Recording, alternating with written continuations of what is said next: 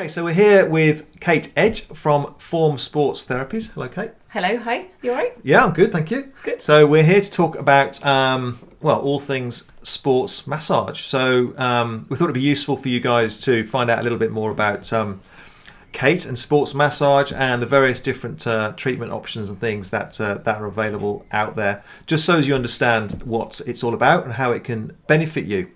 So, Kate, can you tell us, let's start with going through the process. So say someone calls you and they're an active runner, for example. Mm-hmm. What would be the process that you would go through? So you get your initial phone call, what would happen? Obviously, this is a really valuable chat where I get to know the person and find out exactly what it is they need. Is it a general sports massage because they are fatigued? Have they just run a marathon and they're just completely tired and need that little bit of deep unwinding in the muscles to help them recover? Help with the pain. Or is it something that they have a problem with? So, for example, chronically tight calves or tight hamstrings, hip pain. Yeah. So you try and get as much information out of them over the phone to try and build up a picture about what it is that they need. Okay. Because that is exactly what the treatment plan is then built on. Yeah. Okay. So you obviously then arrange for them to come and see you. And I guess what I'm kind of getting at is do you kind of dive straight in there with some massage, elbows, legs, heels, whatever? What's the process when they actually arrive with you then? Okay, so it is important to pay attention to the sort of posture and postural alignment for me as a therapist. I obviously don't put you on spot and sort of study you because that's you don't really get the natural picture, but yes, observing. So can I spot something like a pronation of the foot that would then have an effect on the calf tightness, for example? Sure. Or if it's a shoulder problem, where are the shoulders generally sitting? Is it here or there you go? Sit up straight with you around. Yes. So that is the first step, sort of, for me to see where we are. Some special tests might follow, which is nothing clinical. It's just literally a movement of the limbs, so I can see whether there's any shortness in the muscles affected or stuff like that. Yeah. And then we get to fill out a quick medical questionnaire. Okay. Just, allergies, any operations, previous injuries, I need to know all of that. And then, yes, it's time for treatment, which is the best part, really. Yeah, that's what they're there for, I guess, isn't it? Yes. Okay, so say you decide that it's normal kind of muscular massage that you want to give. Mm-hmm. So what's the kind of, say it's for example, I don't know, a tight calf or something. Okay. What would be the kind of the sequence that you would go through, say, for a calf? All right. Are you trying to decide what you are booking? Well, yeah, no, I'd probably need everything. Typically, you don't just concentrate on the calf, because what happens with massage is it eliminates the waste product of metabolism from your body, and for that to happen you need to sort of make a pathway for it. So you would definitely treat the whole leg. You would look into the foot, the mobility, the toes, that all plays part. But in terms of treatment, you're looking into sort of deep tissue massage, which lets me feel for any particular areas of tightness. There are a lot of tight areas normally, particularly in the lateral calf, and we mentioned the elbows, they might come out if it's particularly tight, and some trigger points need to be released. So make it nice and fluent with some sort of point work if necessary. Yeah, okay. I'm quite interested in that actually, because maybe we'll come back to that, because I'm interested in, some people will be able to take a little bit more discomfort than others, I guess. Absolutely. So maybe have a little chat about that, but also in terms of if somebody's pre-race or post-race and they're feeling particularly sore, how you would deal with that. But just kind of sticking with the basics, you know, if they've got a tight right calf, presumably you would deal with both legs. You don't just kind of deal with. Yes. Well, it sounds like a daft question, but some people might not understand. You know, you go there for an issue and you deal with that issue, and then they go away again. Yes. You know, but you try and balance things up. Absolutely, it's definitely not just one calf. You will not ever walk out of my treatment room. Yeah. Having had one calf massage. Yeah, feel really great on one leg and then not so much on the other. So yes, it's definitely a whole body picture. Yeah. In fact, I look at the whole body picture even if you just want a general massage, because it does give me an idea of what might be happening in terms of biomechanics of the body. But yes, with the pain that you've mentioned, yes, so some people take it better than others, and some people just don't feel it at all, and some people seriously really do.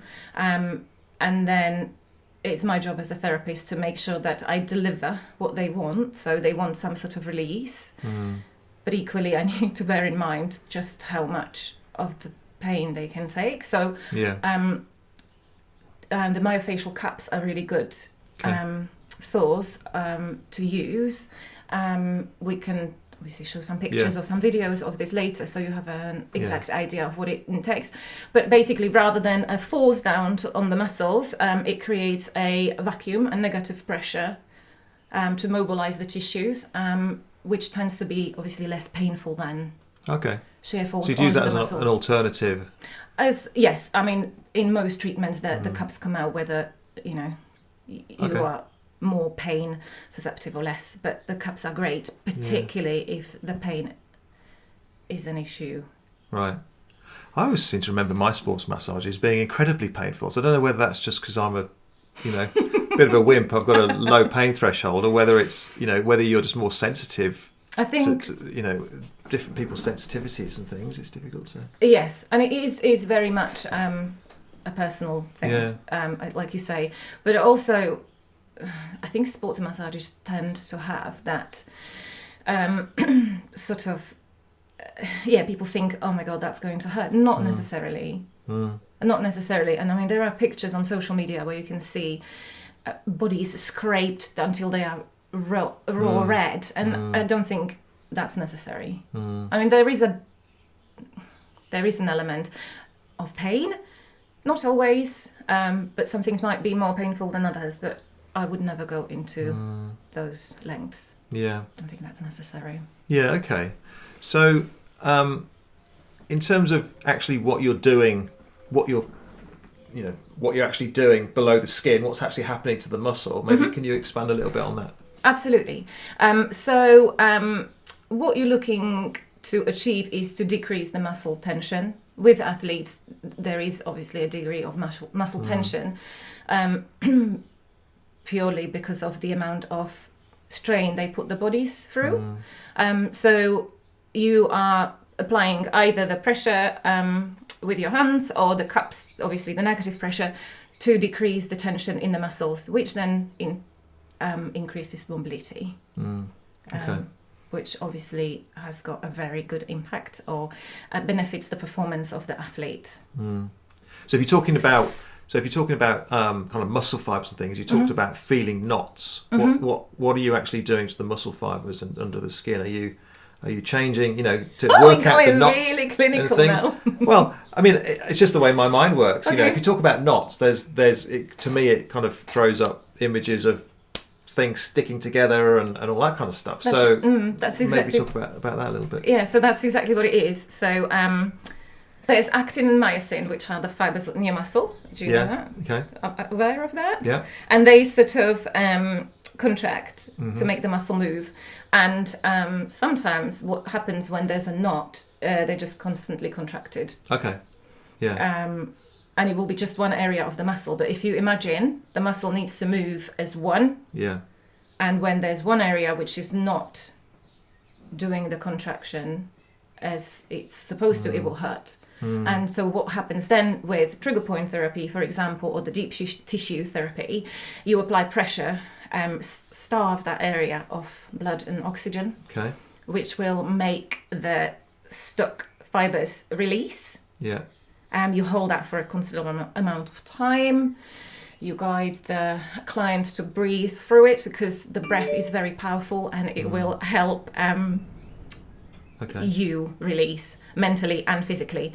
And then after, 90 seconds or whatever time is necessary to apply that pressure, once you release, blood rushes in, nutrients, and you restore the whole sort of flow of things in that muscle. Yeah, okay. Does that make sense? Yeah, no, absolutely. Okay. So so we're effectively trying to get the muscle fibers to kind of start running smoothly again. Yes. Yeah, in a kind of a simplistic, it's the way I understand it. I should have just said that, shouldn't I? So you're trying to get them to run nice and smoothly again. So you can feel those knots, can you? What do they feel like? They feel like an area of tension in the muscle. Okay. I mean, it's so obvious. And also what can happen is if you glide your fingers along the muscle and you come over a knot, you will often see little twinges in the skin just around in that area. Okay. And then you know that it's definitely, which is like I don't know, or don't want to go into the neuro details of it, but it is essentially a neurological response to the muscle telling you that actually something's there. Right. Yeah. Okay. And you start to pick up those, and you can see that kind of thing. Yeah. Yeah. Okay. Oh, that's interesting. Yeah. Okay. And what about if, for example, somebody has? Okay. Well, let's reword it. So, say somebody's got a race on. In 7 days' time, a big race, an A race. When would you advise, like a pre-race or a post-race massage? When would you think would be the best times to do those?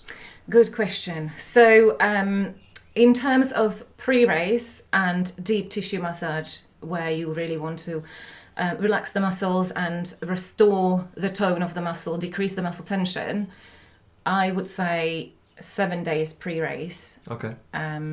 Any shorter to the race, I would not go for a deep tissue restorative massage, if that makes sense. Is that because it might cause a little bit of damage in its own right, or? Yes, and also it relaxes the muscles, but you kind of want them to be primed and ready, and kind of almost like in the gear. Yeah. Okay. So yes, probably about a week. I think the best thing is to have a regular routine in your training where you would put a slot or book a slot for regular massage. So how often would you say is regular? If you train hard, then at least once a month. Okay. If you train super hard, then every 2 weeks is totally justified. Ultimately, it's up to the individual client. Because you have too many. If you came once a week and you didn't need it, are there any kind of negative impacts of doing that? Good question. I don't think it's necessary. Yeah, okay. I just don't think it's necessary. Unless you are overcoming, a ankle sprain injury. And then you might want to have a couple of sessions with weekly intervals just to help recover from that. Bit of extra. Bit of extra TLC. Yes. Pre-event, immediately, massage can be actually really beneficial to sort of start the muscles up but we're talking literally the race is in a 1 hour time. Okay. But the massage then would be very much a dynamic massage, more sort of stimulating on the muscle rather than deep and relaxing. Okay. Think about it as a dynamic warm-up. Yeah. I guess they wouldn't. I guess practically, it'd be quite difficult to arrange that unless you're an athlete who's got their own, available for booking sports massage therapist on hand for every race. I'm sure there are some people around like that, but maybe on the professional level, maybe a little bit. What about after a race? As soon as, really. Okay. You can hop on the couch straight from the finish line. With your medal. Yeah. So there's no harm in obviously your muscles are effectively, or they can be pretty kind of damaged, I guess, from the exercise that they've been doing. There's no harm in having them. Yes. No. Absolutely. Worked on straight away. Exactly. It's you then really concentrate on just flushing the muscles out. Yeah. Because they will be fatigued and they will hurt. And that'll aid recovery, will it? Absolutely, yes. Okay. Yes. Yeah, So okay. stimulation of the lymphatic system, which you get with the massage, Okay. will definitely help. Good. Okay. So, I mean, I had lots of athletes before where they book in the day after their race. It's just really nice way to reward your body. Yeah. You know, because Bit of a treat. A bit of a treat, Yeah. because you demanded a lot Okay. coming up to that event, Yeah. likely to, you know. I'm sure Yeah. you don't let them just sort of hop skip through it. No chance. So yes, it's a bit of a reward, and definitely helps with the recovery, with the lymphatic drainage being stimulated. You know, the restoration of the muscle fibers. So what happens when you exercise hard, the muscles, there is micro damage in the muscles, and they start repairing. And we know that muscles fibers run parallel sort of tubes almost, Yeah. very simply put. And when there's a tear, they start repairing, but the body is very quick at repairing, but it sort of repairs really chaotically. So the massage then helps to sort of guide the repair to be laid in a nice way, the proper ways, you know, according how the muscle is designed to work, Yeah. if that makes sense. Yeah, no, it does. Okay. All right. So, we've spoken about, you know, it's good to have a regular massage as part of your ongoing maintenance, maybe a bit of injury reduction, injury prevention, that kind of thing. Absolutely. So on the kind of flip side then, what would be the consequences of you know, not having a massage done and not going through the kind of things that we've been speaking about? Okay, so I don't want to scare anybody into thinking you can't be an athlete without it. You absolutely can. But what happens with regular massage is you, like you said, keep the muscles, the soft tissues, and then the joints in the best possible optimal condition that you can. You reduce, therefore, the risk of injury, and that's something quite valuable to an athlete. Yeah, of course. Yeah. So I guess if you don't, that might happen. Yeah. Yeah, okay. I mean, as a coach, you know, one of the biggest things we try and avoid at all costs is injuries, because, you know, training, becoming a good athlete and training, improving your performance is all about consistency, and anything that impacts on that consistency starts to, you know, have an direct impact on the ongoing kind of performance and development of that athlete, and injuries are obviously one of the biggest kind of things that can do that. So, you know, I guess sports massage is part of the overall looking after yourself, or self-care as I call it, in terms of, you know, making sure that you keep things running smoothly as they should do. Okay, all right. There's also Yeah. So there's the physical aspect of massage. What we haven't talked about is the sort of mental well-being that comes with a massage. So I think that hour on the couch is quite valuable. It's really nice to be able to just be there and relax. Because yes, we talked about how it might be painful, but there is an element of relaxation to a massage, even sports massage. And it's just really nice because, you know, the athletes that you normally work with are, I presume, have got their day-to-day jobs as well. Yeah, most of them, yeah. Family sure. people. Yeah. So, you know, life is busy. I know what it's like to fit a 9-man training to a family life, not me, my husband. And it's quite taxing. So really, just to have that hour to take stock on that couch, to stop, it's really valuable. And I think then that in a way affects your physical performance as well. If you feel sort of a bit more, you know, zen, a bit more grounded, a bit more relaxed. I totally agree with that. I mean, for me, sport and improving performance is you know, it's a huge percentage of it is mental. You know, an athlete who knows they've been looking after themselves is going to perform better than somebody who's kind of, you know, not doing that and cobbling their training together a little bit, and, you know, it's always gonna work out better, isn't it? Absolutely. Okay, well, I don't think I've got any more questions. Is there anything else that we think people should know? Thanks for that. We'll have a look at the we'll maybe have a look at the cupping Yes. separately. Yes. Let's just do a little video, sort of, Yeah. of the various sort of treatments, aspects of the treatments, which I think might be quite useful for people to see. No, sure. Yeah. Okay. Well, thank you very much, Kate. Thanks Pleasure. for that. Thanks I for hope having you- me. No, that's good. I hope you found that useful, and just a bit of information about the importance of seeing someone like Kate on a regular basis. It's all about looking after yourself and obviously maximising your potential and getting the most out of yourself. But if you've got any questions, if you want to send us a question, send us a question in. Press one of the links below, and we'll go through those for you. But you got any comments as well? Put those down below as well. And apart from that, we'll see you in the next one. Yeah. Okay. Take care. Bye bye. I'm turning. You're going to wedge it with your foot so you don't spin round. Yeah. All right. Ready? Uh-huh. Okay. So I'm here with Kate Edge from Force. See? I love it. Force. Force is with you. Form. I'm going to read it. Form Sports Therapies. Yes. Right. Let's start again. Okay. No laughing, Corinne. She's not listening.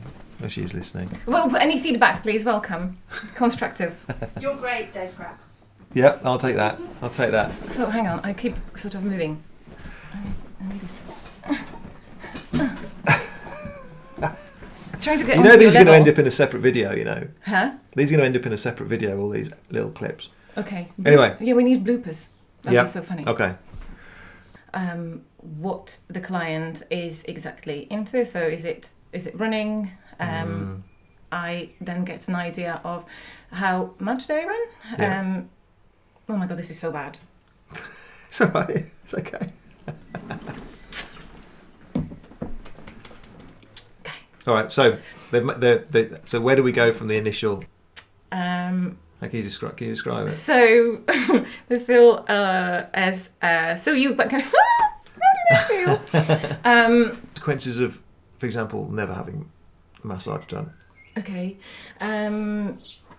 Well, I'm not going to scaremonger anybody into having one, but it is just a regular. Yeah. Okay. I think what we'll do is if we just. Okay. All right. So say I forgot the question now. What was the question I was going to ask What you? happens if you don't? Oh yeah. Okay. Are you All in the right. middle? You seem to be quite a bit. Ow. No. Were you there before? Well, I better stay where I am, otherwise Oh, yeah. I look like I've suddenly gone. Okay. In that and cobbling their training together a little bit, and you know, it's always gonna work out better, isn't it? Absolutely. Okay. Well, I don't think I've got any more questions. Is there anything else that we think people should know? Um... Go on.